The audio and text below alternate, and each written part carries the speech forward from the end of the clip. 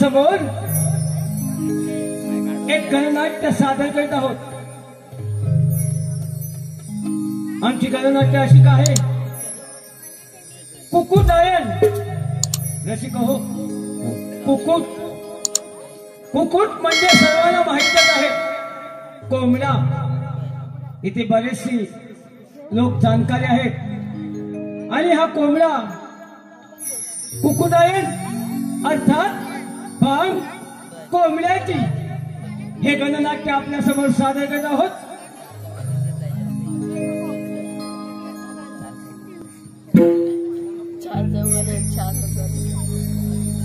ओम नमः शिवाय। ओम नमः शिवाय। ओम नमः शिवाय। तुझ्या तपश्चर्याने मी प्रसन्न झालोय। तुला कोणता वर पाहिजे असेल तर मागून घे। भोलेनाथ, जर का तुम्ही माझ्यावरती प्रसन्न असाल तर मला असा वर द्या की मला कोणापासून बरं नाही, या साऱ्या विश्वाचा मला अधिपती बनायचंय। कुकुटा, मी तुला वर देतो। तुला कोणापासून मरण येणार नाही, परंतु तुझा उद्धार नक्कीच होईल। तथास्तु।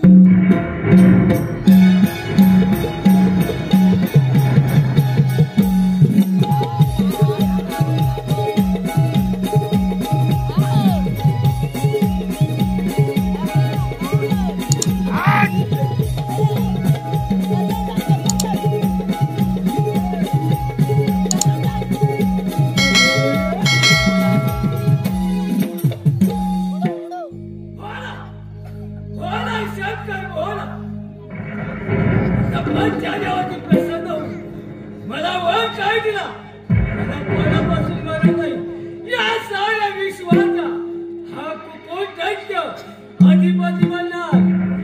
बघा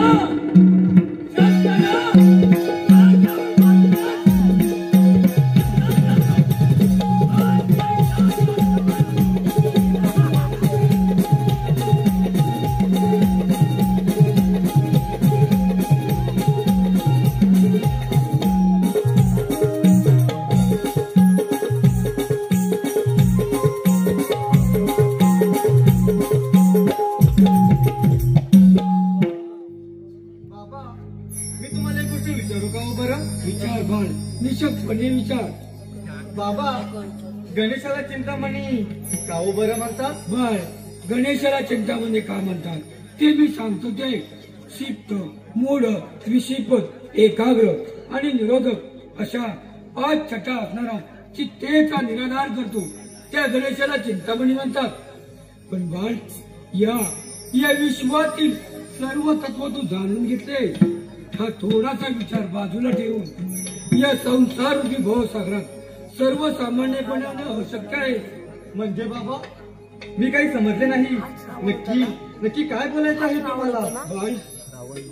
अगं, तू आता उपवर झाली। तुझ्या सुंदर रूपावर अनेक पराक्रमी राजकुमार तुझ्याशी विवाह करण्याची इच्छुक आहे। नाही बाबा, नाही। अहो, तुमच्या समोर माझ्या सर्व इच्छा प्रकट करून देखील असा आग्रह का? मला कुणा राजकुमारशी विवाह न करता दोया विश्वाचा पालन करता आहे, ज्याने असे सुंदर ब्रह्मांडाची निर्मिती केली, असे तर शिवाचा अर्धांगिनी होण्याचा मी निश्चय केला आहे। बाळ, अगं, परमेश्वर सोबती म्हणूनच नाही, अन्य कोणत्याही नात्याने ती मिळवणे आवश्यक आहे। हा साठ सोडून दे। नाही बाबा, नाही। मी विवाह करेन तर त्या शिवाशी।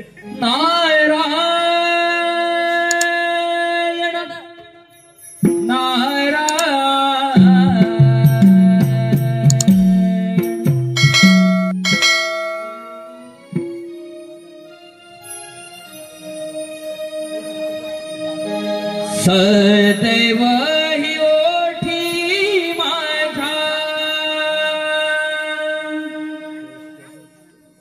नाम तुझे लाभते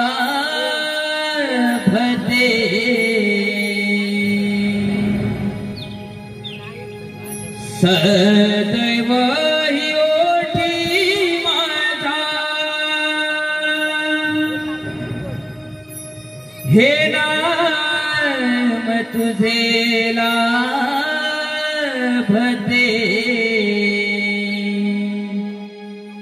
दिली गोड मंजुळवाणी गुण तुझे गाऊ दे दिली गोड मंजुळवाणी गुण तुझे गाऊ दे ओठी माझ्या सदैवाई ओठी माझ्या नाम तुझे लाभते दिली गोड मंजुळवाणी गुण तुझे गाऊ दे दिली गोड मंजुळवाणी गुण तुझे गाऊ दे सदैवाई ओठी माझ्या सदैवाई ओठी माझ्या नाम तुझे लाभते दिली गोड मंजुळवाणी गुण तुझे गाऊ दे दिली गोड मंजुळवाणी गुण तुझे गाऊ दे सदैवाई ओठी माझ्या सदैवाई ओठी माझ्या नाम तुझे लाभते दिली गोड मंजुळवाणी गुण तुझे गाऊ दे दिली गोड मंजुळवाणी गुण तुझे गाऊ दे नित्य जडावी देवा तुझी तरी सेवा आसरी माझी पुरवावी देवा आसरी माझे पुरवावी देवा आसरी माझे पुरवावी देवा नित्य जडावी देवा तुझी तरी सेवा आसरी माझी पुरवावी देवा आसरी माझे पुरवावी देवा आसरी माझे पुरवावी देवा शुभनयनाने माझ्या शुभनयनाने माझ्या रूप तुझे पाहू दे दिली गोड मंजुळवाणी गुण तुझे गाऊ दे दिली गोड मंजुळवाणी गुण तुझे गाऊ दे सदैवाई ओठी माझ्या सदैवाई ओठी माझ्या नाम तुझे लाभते दिली गोड मंजुळवाणी गुण तुझे गाऊ दे दिली गोड मंजुळवाणी गुण तुझे गाऊ दे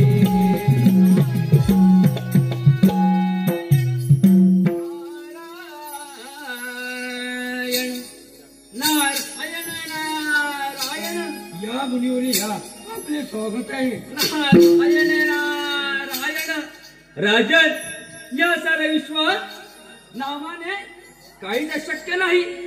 अहो भगवंताची प्राप्ती घोर तपश्चर्याने करता येऊ शकते. म्हणजे आपण सर्व काही जाणता. होय राजन तुमच्या मुलीचा अट्टहास आम्हा ज्ञात आहे परंतु ही सर्व लीला त्या श्री गणेशाची आहे.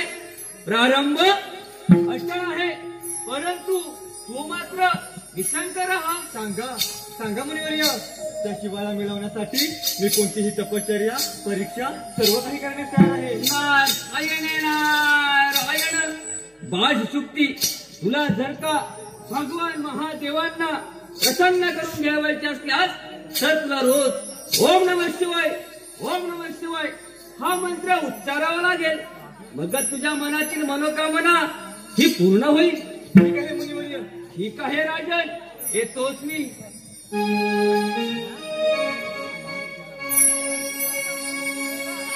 नाम तुझं घेऊन पडली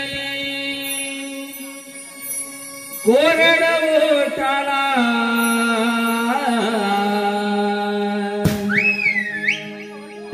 हे नाम तुझं घेऊन पडली कोरड ओठाला कोरड ओठाला हमरुणी पुन्हा जन्म घ्यावा गुरुच्या पोटाला हमरुणी पुन्हा जन्म घ्यावा गुरुच्या पोटाला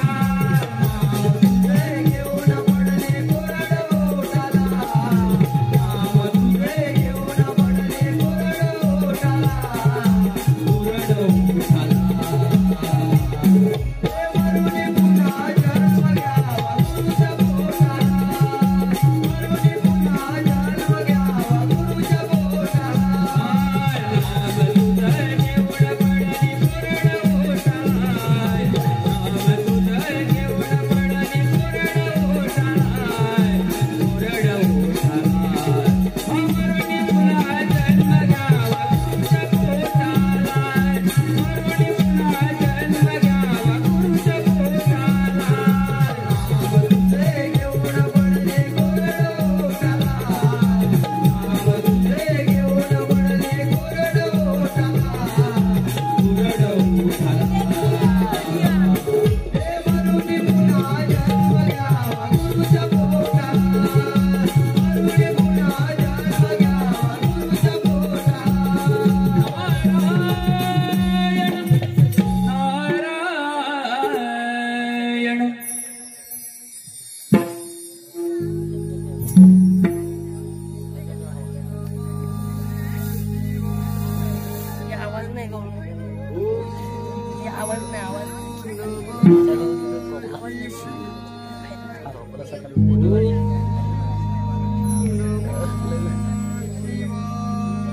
राजकन्या तुझ्या तपश्चर्याने आणि तू माझा जप केल्याने मी तुझ्यावर प्रसन्न झालोय. राजकन्या मी तुझ्या मनातली इच्छा जाणतो. तू आमच्याशी विवाह करण्याची इच्छा आहे, परंतु आमची एक अट आहे. बोला बोला महादेवा.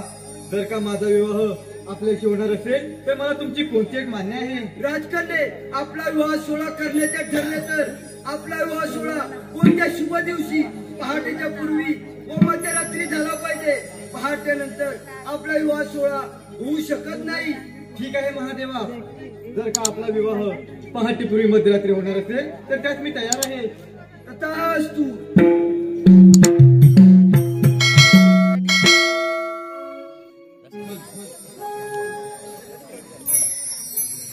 भाई चंद्रकोर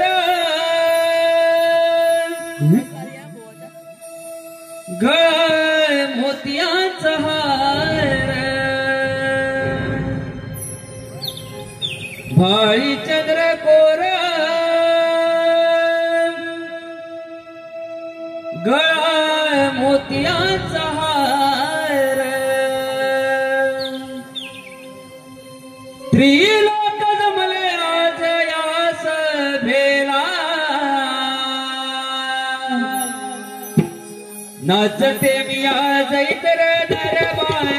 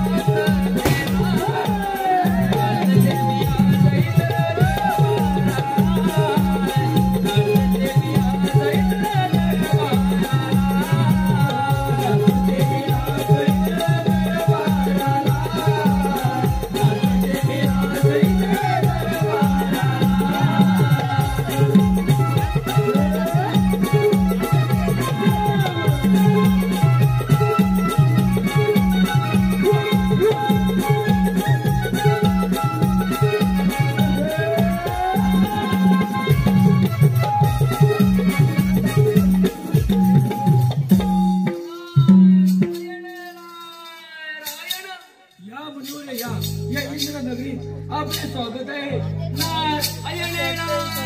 नारायण त्रिभुवनी भ्रमण करता ब्रह्मपुत्र नारद अमृता परी गोड काव्यात नक्कीच काहीतरी दळलंय. नारायण देव हो, प्रथम नारदाचा आपला देवास प्रणाम. देव हो, इंद्रपुरी नगरीचा राजा प्रपंच याची कन्या सुशुक्ती हिने तारुण्यात प्रवेश केला आहे. तरी राज्यातील अनेक देखणे व पराक्रमी राजकुमार तिच्याशी विवाह करण्याची स्वप्ने पाहू लागले आहे. देव हो, देवांनी केलेल्या त्या समुद्र मंथनाच्या वेळी जो नागमणी वापरला गेला तो तेजस्वी नागमणी राजकन्याच्या नाकातील मोरमणी चमकत अहो तिच्या तारुण्याचा छडा विगळित करत आहे. अशा त्या लावण्यवतीने असा हट्ट हा धरलाय की तिला साक्षात भगवान महादेवांची विवाह करायचा आहे. जर का भगवान महादेव तिच्या भक्तीवर भाळले आणि विवाह केला तर सांगा मुनिवर्य. फार मोठे अनर्थ घडेल.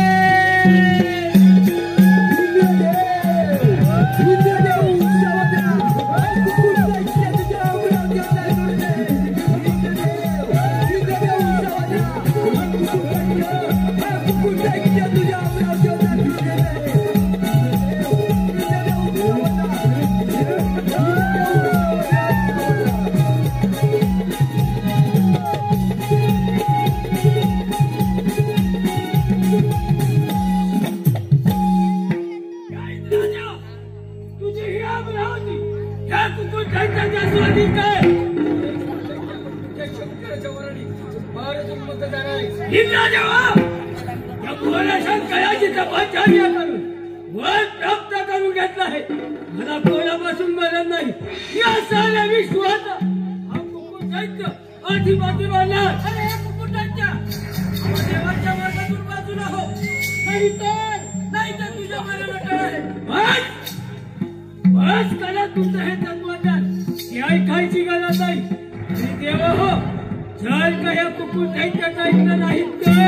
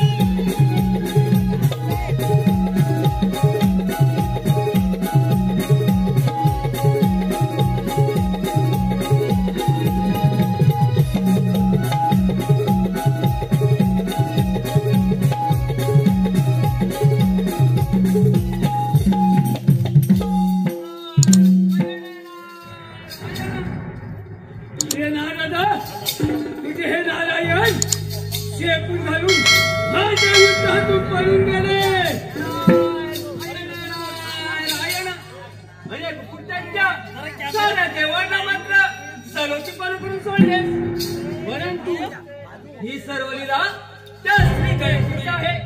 पुढील स्वारी त्या श्री गणेशाच्या नगरीवर कर आणि त्याला जिंकून घे. म्हणजे या साऱ्या त्रिभुवनाचा अधिपती तूच.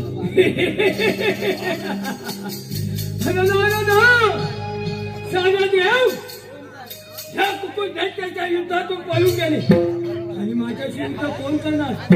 तो वाकड्या सोडण्याचा गजानन अंती जाशील एकलाचा प्राण्या. तू माझे माझे म्हणून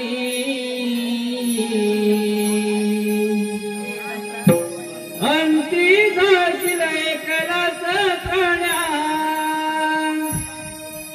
तू माझे माझे म्हणून नाही रे नाही कुणाचे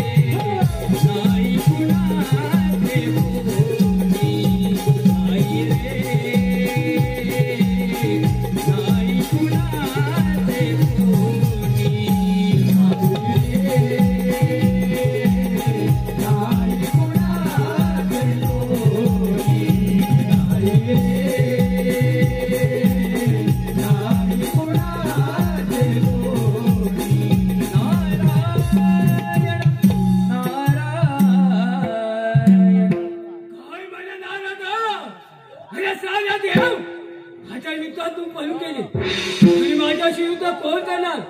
तो वाकड्या तोंडाचा गजानन. गजानन आक्रमण.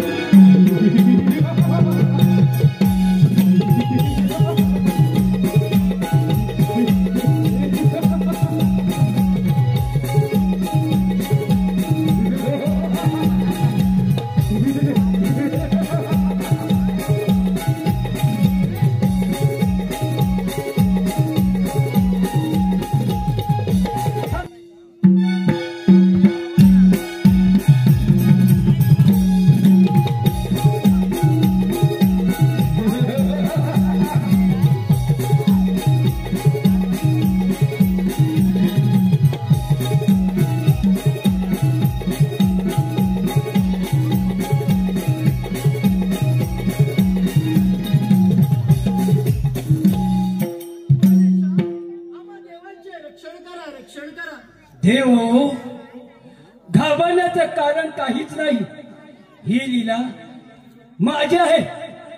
आपण निश्चिंत राहा. आपण निश्चिंत राहा.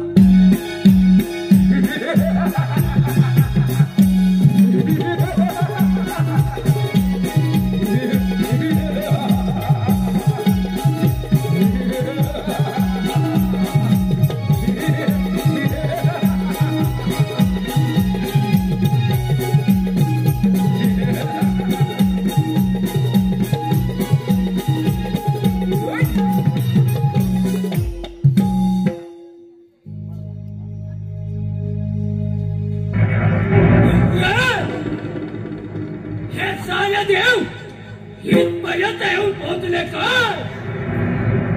आणि देवा, तुमचं रक्षण कोण करणार? हा वाकड्या सोन्याचा गजानन. हे गजानन, तुझं हे साऱ्या देव माझ्या युद्धातून पळून गेलाय. जंगाची मत असेल तर काय युद्धाची नाही. हे कुंटत्या, तू भगवान महादेवांच्या वराने फार उन्मत्त झाला आहेस. तुझ्या अंगात जर हिंमत असेल तर कर दोन हात. अरे गजानना, मग वेळ कशाला? कर युद्धाची नाही.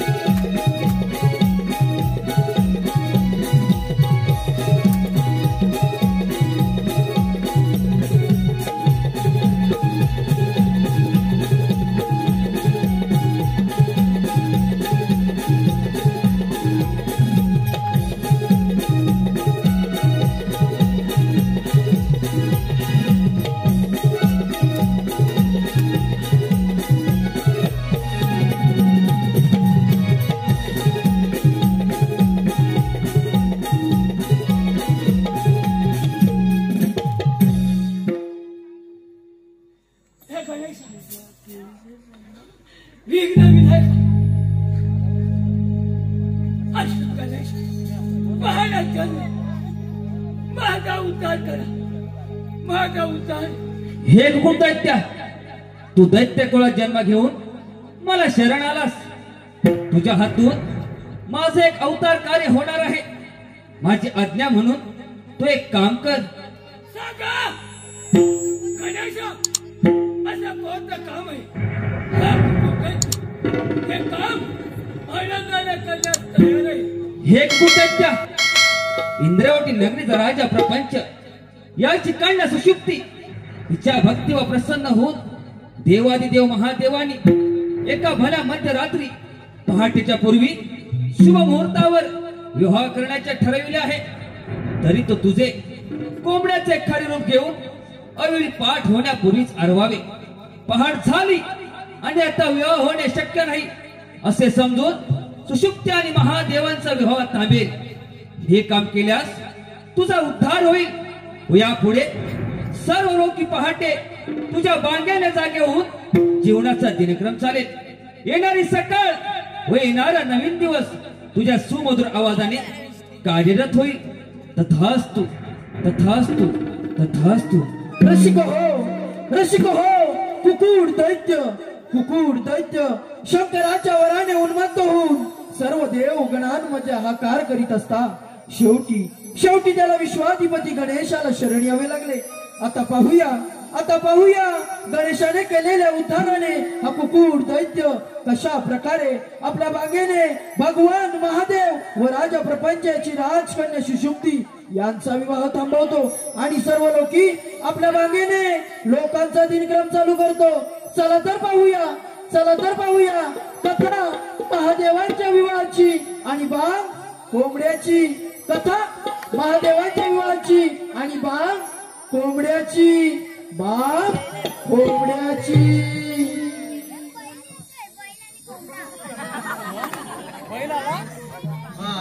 आज किती आनंदाचा दिवस आहे. आज माझा विवाह त्या महादेवाशी होणार आहे.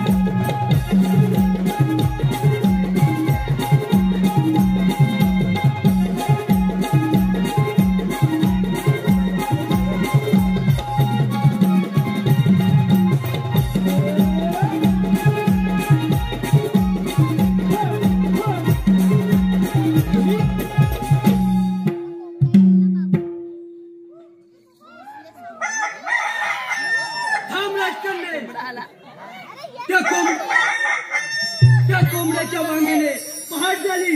आता आपला विवाह होऊ शकत नाही.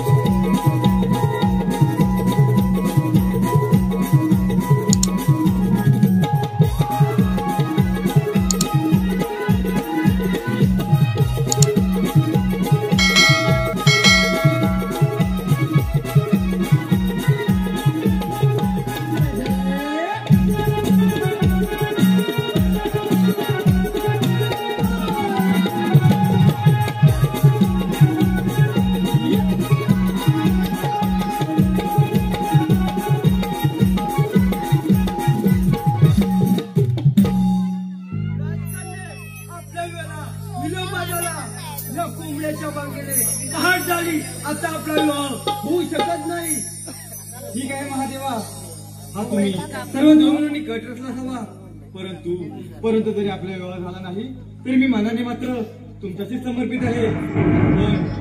पण जर का यापुढे हा कोंबड्या हवीला हरवला किंवा त्याने मध्यरात्री बांध दिली तर ते शुभ मानून त्याला घरावर आवाज घरावर बांधतील. आता मी त्याला श्राप देते.